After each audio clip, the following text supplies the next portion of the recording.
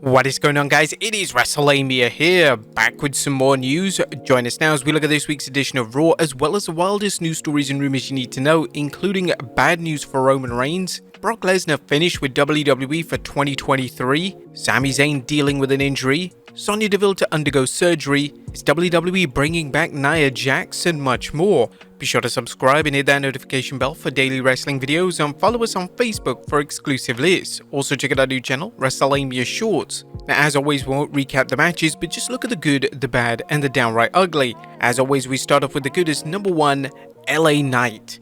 What is LA Knight doing on Raw? Well, actually, who cares? LA Knight fans got to see the main man kick off a feud with The Miz in a well-crafted promo segment. Knight showed he's more than a guy who can spout off a few catchphrases, as the WWE gave him time to tell the story of being on the outside looking in for so many years, but that he's going to make up for lost time, beginning with The Miz.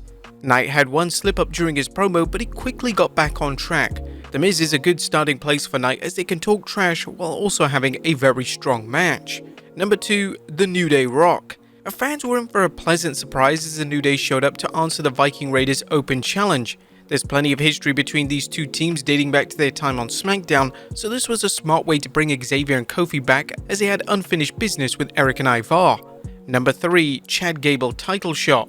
Alpha Academy fans have plenty to be happy about, as Otis, Gable and new recruit Maxine Dupree have been getting a noticeable push. While Gable's chances of defeating Gunther for the Intercontinental Championship are somewhat slim and none, the match itself should be a classic, and a strong performance by the wrestler formerly known as Shorty G could elevate him further.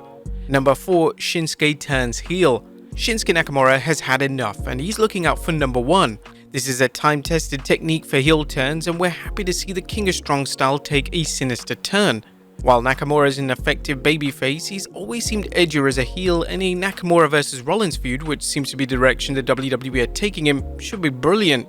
Number 5, The Wrath of Raquel. Raquel Rodriguez's attack on Rhea Ripley last night was flawlessly executed, as the two worked an action-packed pull-apart brawl at the perfect time.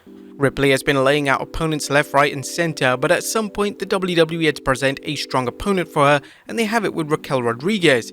The Eradicator is a monster heel, but she may have met a match with Raquel, at least the WWE wants to have fans thinking so, as it builds up to their inevitable match. Number 6, Strong SummerSlam follow-up. The Raw after SummerSlam is often a big night for ratings, and last night's show was clearly designed to capitalize on current fans as well as casual fans who tuned in after SummerSlam. The show continued feuds such as Becky Lynch vs Trish Stratus, while developing the ongoing storyline of tension within the Judgment Day. Raw also built up new programs including Gunther vs Gable, Shinsuke vs Seth Rollins, and what looks like a future program between Becky Lynch and Shayna Baszler. And number 7, a fantastic Fatal 4-Way.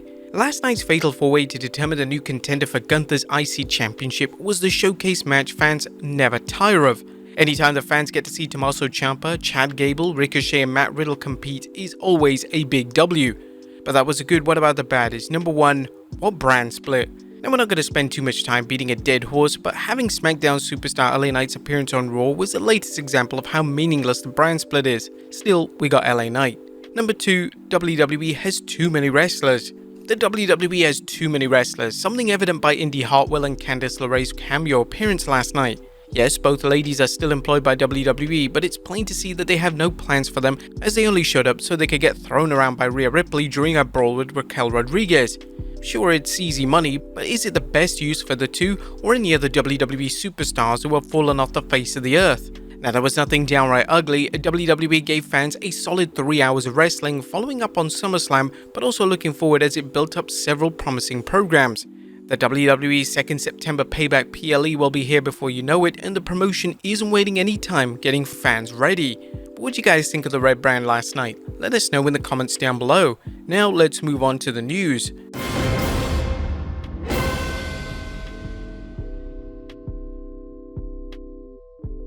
Our first story looks at bad news for Roman Reigns. At top of today's news is a report that the undisputed champion Roman Reigns was injured during his SummerSlam Tribal Combat match against Jey Uso. Dave Meltzer discussed things during an episode of the Wrestling Observer Radio, saying he's going to be back Friday. Roman Reigns got hurt in that match. I haven't been watching the beginning of the match over again, but I heard it was relatively early. I heard, he got hurt. I don't know the nature of the injury, I just heard that he worked the match hurt. He got hurt early in the match. Now, as to whether Roman will miss any time off, Meltzer was ambiguous as ever. I don't know what his schedule is, but he's going to be on the show Friday night, so he would certainly do. I would presume he'll be on Survivor Series. I don't know that as a fact. I'm sure he'll be on the Saudi show. As far as the next 2 pay-per-views, I don't know the answer to that one yet, but I guess Friday we'll find out. Roman's rumored injury is a reminder of the delicate position WWE has put the Undisputed Championship in by having Roman Reigns hold a title so long without any potential successor.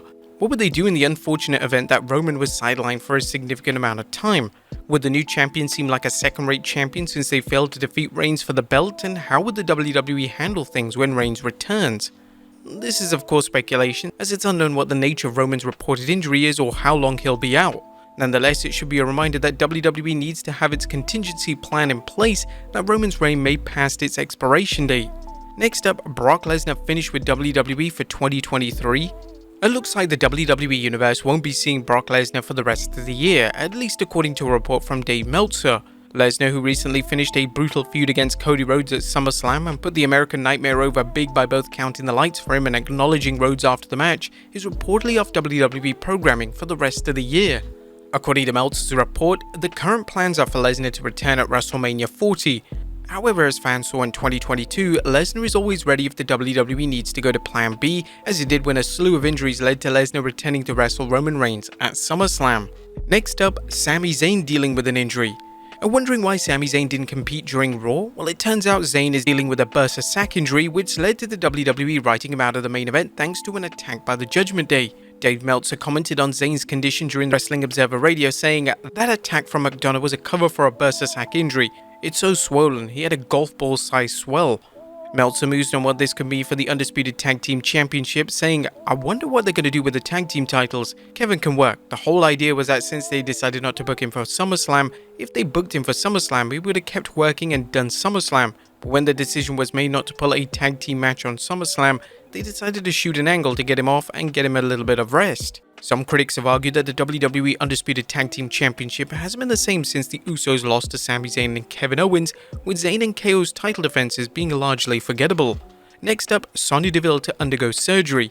Speaking of tag team turmoil, current women's tag team champion Sonya Deville is now sidelined with an ACL injury, which means WWE is likely going to have to crown yet another set of new champions. TMZ Sports reported on 7th August that Sonya Deville's run as one half of the WWE's Women's Tag Team Champions has been put on hold. TMZ Sports has learned she suffered a serious knee injury that will require surgery. Deville reportedly sustained the injury during her and Chelsea Green's 4th August SmackDown match against Charlotte Flair and Bianca Belair. There's no word on what the WWE intends to do with the titles, but the company did acknowledge Deville's injury on last night's Raw. Next up, when will Kairi Sane begin working with WWE? A former NXT Women's Champion and WWE Women's Tag Team Champion Kairi Sane is headed back to WWE, but when? Sane, who last wrestled in WWE in 2020, is currently working in New Japan and Stardom. Dave Meltzer is reporting Sane could be ready for her WWE return sometime in November. While she may be ready to wrestle in November, it's unknown whether the WWE will debut her immediately or wait for the right storyline for her to participate in. Next up, Logan Paul apologized to WWE Hall of Famer. Did current WWE superstar Logan Paul refuse to take a picture with Hall of Famer Diamond Dallas Page? While that wasn't the case, Sportskeeda reports that there was an apparent awkward moment when the two met at WrestleMania 38. DDP previously said in an interview with Chris Van Vliet that he asked Paul for a picture at WrestleMania 38. The social media star was happy to appear in the picture, however he did not want to put up the diamond cutter pose because he felt it looked like too much like a gang sign. During an interview with Chris Van Vliet, DDP noted, "So now it's Mania in LA and I'm on the elevator and who walks in? Logan Paul walks in and I go, 'Hey bro,' I go, 'We gotta stop meeting like this,' and he goes, 'Oh my god dude, I'm so sorry, I know you're a legend, he was so apologetic.' I said, 'Can we take a picture now?' He goes, 'Absolutely, but the bottom line is, just the nicest guy.'" And finally, WWE bringing Nia Jax back. Last but not least, could the WWE Universe see the return of Nia Jax? PW Insiders reporting that Jax, who was released from WWE in 2021, could show up soon. Wrestling News noted, Jax made a one-off appearance at last year's Royal Rumble in recent months. She's been training hard to get into better shape with some help from Charlotte Flair. PW Insider also reported that there was some rumblings over the last few days of a potential Nia Jax return within the company. We have not heard she is at Raw, but at least a few different sources noted they had heard her name being mentioned of late. Jax made a one-night return at 2023 Royal Rumble. Would you guys like to see her back? Let us know in the comments down below. I'll see you next time with some more wrestling content.